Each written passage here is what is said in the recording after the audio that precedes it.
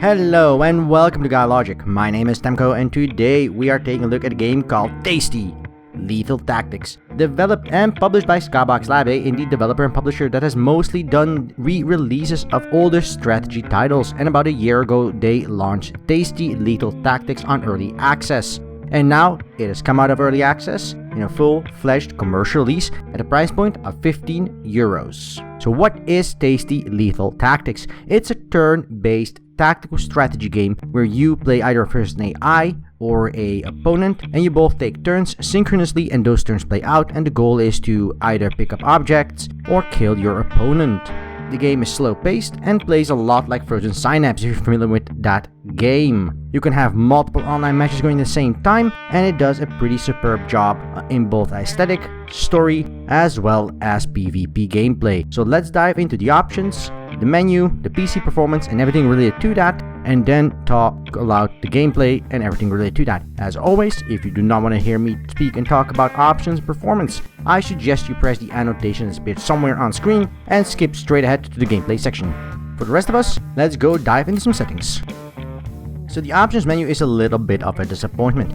Now the game isn't exactly high fidelity and does not require very intense graphical presets, but it is a 3D rendered title, so I expect things like anti-aliasing at the very least, and it does not offer anything like that. It does have a full screen on or off, sadly no full screen windowed, but it also does not constrain mouse to window, which is a bit of a shame. Music and sound volume sliders are available, but there is spoken dialogue in the game, and there is no option for that. So that again is a little bit of a shame. You do have resolution options in all forms, but they are a toggle you have to go through one by one and not a drop down, which would make things a lot easier. There's also a menu for notification settings that allow you to get notified by email regarding your opponent's turns and any matches you may have going on with other players. This is a cool feature because it allows you to make a turn with like 5, 6, 7 games. And if you're familiar with games like Wordfeud that do a turn and then you turn off your mobile phone and you do the rest of your day job, later in the day you can do your turn again after your opponent's spin. Same kind of principle. You do your turn, you commit your turn, and then you can turn off the game and do whatever it is you do, or you can start up another game with a different PvP player and have multiple games going that way. And this notification system allows it for you to get an email, should you so desire, when your opponent makes his or her turn, so you know that you can go on and head in again. A pretty cool feature. Now, other than that, the settings are definitely a bit of a disappointment, and I am very sad about that. Now, performance-wise, the game runs okay. On my GTX 780, the game does hold a steady 60 FPS, but I have noticed some screen tearing and some frame starters here and there on max settings, which is graphical quality high.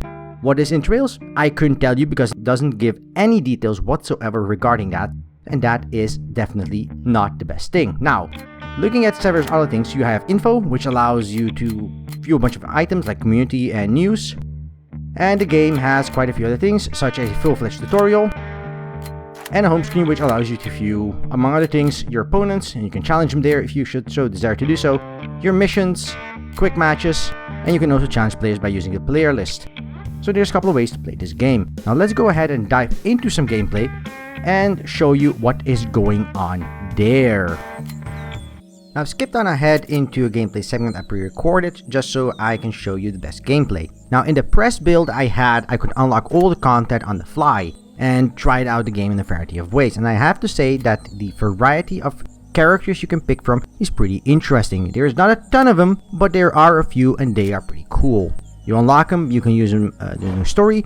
And once you unlock them, you can also use them in multiplayer. This means that if you're facing a multiplayer opponent and you do not have all characters unlocked, you are definitely at a disadvantage. Now, there's no benefits to having special characters unlocked compared to other players. There's nothing like that. It's no leveling mechanic or something like that. It's only the characters themselves which you unlock during gameplay of the campaign. So I definitely suggest finishing the campaign first before going on to play other players.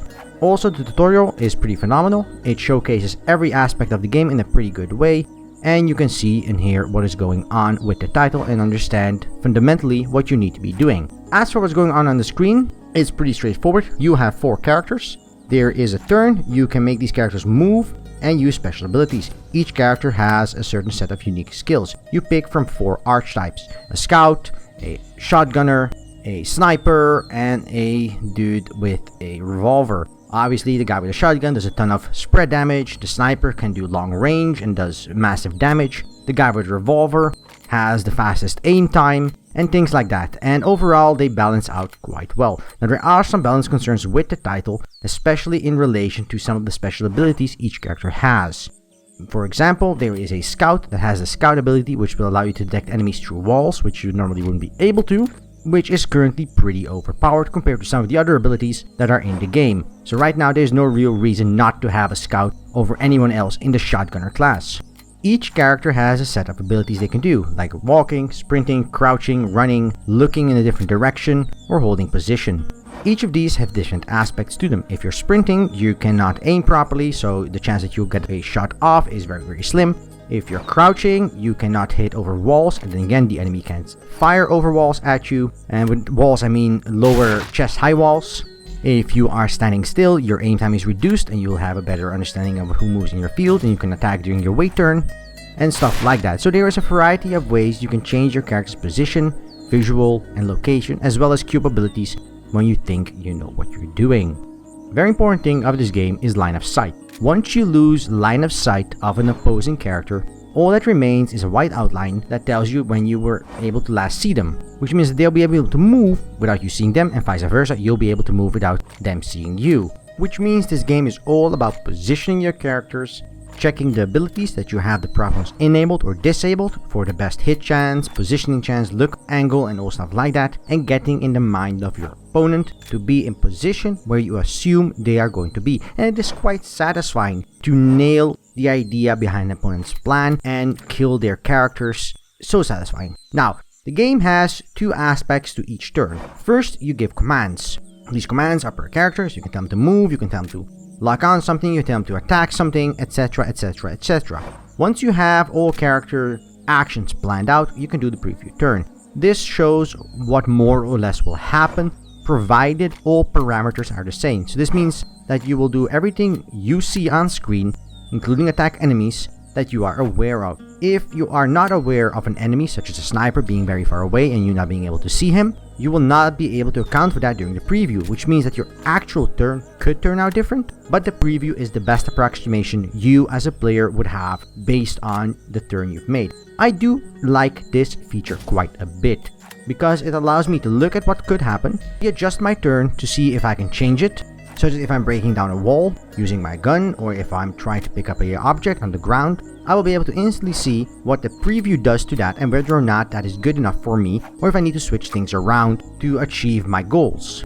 Once you're done with your turn planning, you can commit turn, and if you're facing an AI, then the computer generates the AI's turn and both things execute at the same time. If you're playing against a different player, then that player's turn is going to be committed as well. Once both players have committed their turn, the turns will play out, and then the next turn starts. If only one player has committed their turn, because the other player's gone offline or whatever, at that point, you will be given a screen that tells you can either wait until the other player makes a turn, or you can leave the match and get notified when your turn is up again. So this asynchronous play with synchronous turns does allow for a pretty interesting PvP mechanic. But, and this is the biggest issue I have with the title, the controls are not as precise as I'd like it to be. And this is mostly down to the way movement and vision work out. I'll give you an example. When you give a target a location to go to, they will move to that location and turn their head and body accordingly. If you don't want that, you can tell them to view a different direction, provided you want them, for example, to move forward, but turn to the right side because there's an opening and you assume there's going to be an enemy you might want to try and shoot during that transition of a movement. To give that command, you're going to have to put a waypoint down, then put a second waypoint down, give one of those waypoints a turn command, then give them the command how when they should start their turn, when they should finish their turn, as in their body turn for vision, while they're moving. All of this is pretty fiddly. It does allow you some fine-grained control, but if that is not what you're looking for, you will be pretty frustrated with the control and movement. Okay, but that is also the only downside I've so far had with the title. Everything else plays pretty damn smooth, and they've used their time in early access to add quite a bit of content to the game, from extra characters to extra missions, quite a few extra improvements on the netcode and feature set of the game. The last point I want to make is about sound in relation to what you're doing. And the game doesn't have a very compelling soundtrack. It's decent, but I feel it doesn't exactly fit with the game you're playing. And I understand that from an indie studio, having a high sound budget is not a priority. They'd rather make the gameplay as compelling and interesting as possible, and they have done a great job of doing that for the niche they're targeting. I want to stress that this is definitely a niche title for people that enjoy games that are tactical, slow-paced, and very much chess with guns in some sense. So that is what they set out to do, and that is what they have definitely accomplished. If you're not into this sort of thing, this is not the game for you at any price point. If you are, it's a pretty damn good title. So that is basically all the game is. If a character dies during a mission, you can just reuse him in the next mission right over again, but you might fail the mission or not get extra bonuses if you are doing it that way. Once the mission is complete, you get a bunch of money, you can do stuff with that. Such is the situation, and you can also climb the leaderboards based on your score. If you're playing the story missions, you will unlock new characters after every mission until you have all characters unlocked. So, in conclusion, TASTEE Lethal Tactics is a very slow-paced tactical combat game where you spend most of your time planning, replanning, and calibrating the finest moments and nuances of your turns in both PvE and PvP modes, and it does a pretty damn good job of that. But I feel the controls are not as tight as they could be, even though the game supports quite a bit of content and allows you to have a ton of fun playing the game. The online multiplayer is also really compelling and well put together. Overall, I do wholeheartedly have a recommendation for TASTEE Lethal Tactics, but only if you are into a slow-paced tactical strategy title. So, thank you for watching. If you liked this video, press the like button below. If you didn't like this video, well, there is a dislike button for exactly that purpose. And leave a comment, tell us what we can do better, and tell us what you enjoyed. We want to hear back from all of you. And if you want to see more content like this on the channel, just press that subscribe button and we will deliver. So until then, I wish you a good day, and until next time, right here on GuyLogic.